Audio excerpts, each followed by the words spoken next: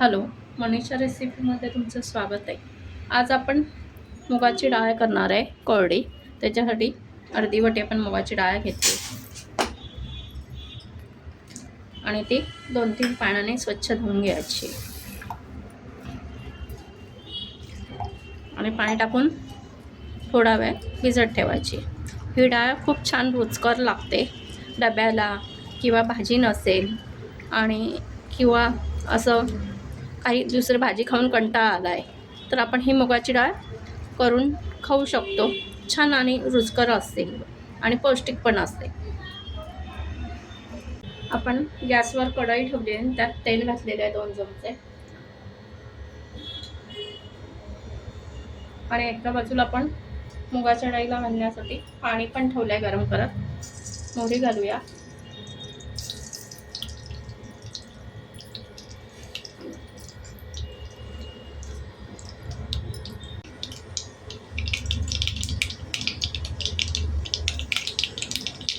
हिंग घालणार आहोत.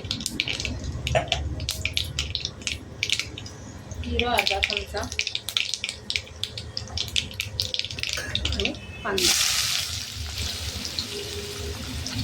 कढीपत्ता.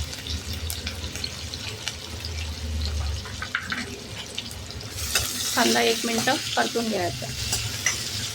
जास्त लाल नाही करायचा आपल्याला, थोडासा असा परतून घ्यायचा.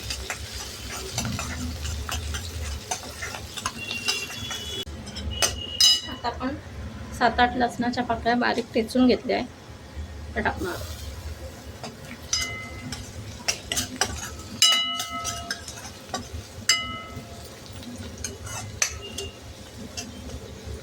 थोडासा लसूण परतून घेऊया.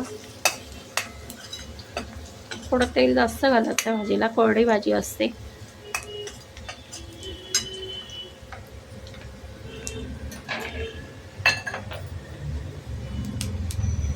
एक बारीक चिरलेला टोमॅटो घाला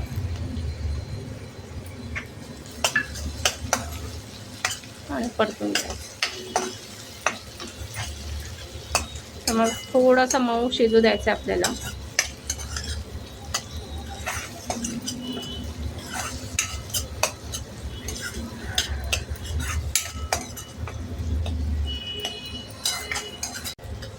टमाटर थोडा मऊ झालेला आहे.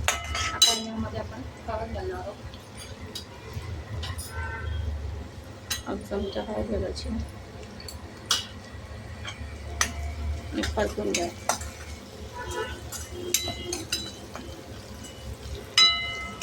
तर यामध्ये आपण डाळ परतून घेणार आहे तेलामध्ये.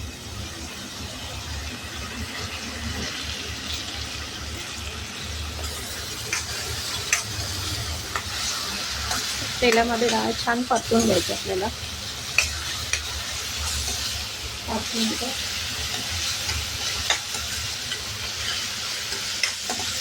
तेलात परतले ना त्याची चव खूप सुंदर लागते.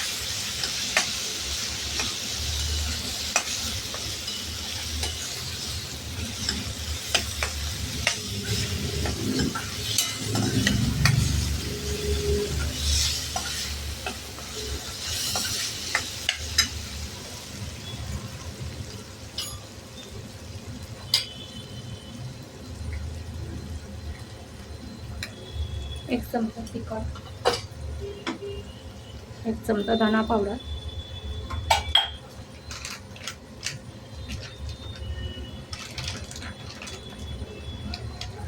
पाव चमचा फक्त गरम मसाला टाकायचा आहे चवीसाठी आणि ते परतून घ्यायचं. कोथिंबीर घालायची आणि परत ते छान परतून घ्यायचं.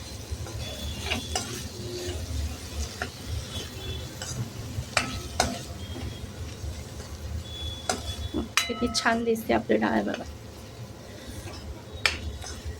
डब्यासाठी कोरडी असते, डब्यासाठी घेऊन जायला, अशी घरी खायला गरम गरम सुंदर लागते. प्रवासात सुद्धा आपण नेऊ शकतो.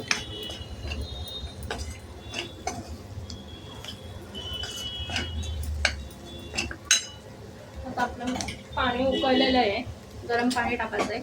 एक थोडं चमचाभर गरम पाणी आणि ते मसाले छान परत परतून घ्या.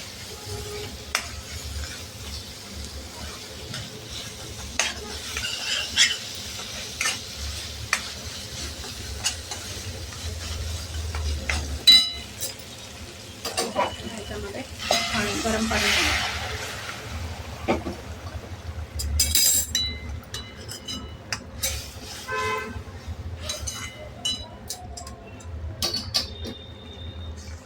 पाणी बघू आपण शिजल्यानंतर, परत चेक करू आणि मग नंतर डाळ शिजली नसेल तर परत टाकू.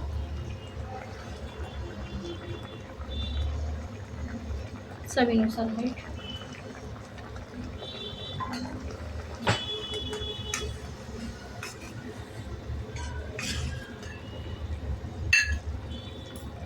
त्याच्यावर झाकण ठेवून आपण वाफ काढून. आता आपण झाकण उघडून बघूया. बघा आपली डाळ शिजत आलेली आहे. थोडी वाफ काढूया आपण. एवढ्याच पाण्यात आपण बारीक गॅसवर शिजवून घेणार आहोत. पाणी टाकायची काही आवश्यकता नाही आहे. जर हवं असेल तर तुम्हाला थोडंसं पाणी घालू शकतात, पण याच्यात शिजून जाईल. बघा आपली मुगाची डाळ झालेली आहे. डाळ पण चांगली शिजलेली आहे.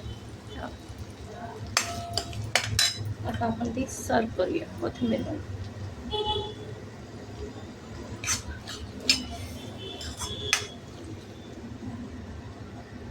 आपली मुगाची रुचकर आणि हेल्दी पौष्टिक डाळ तयार आहे.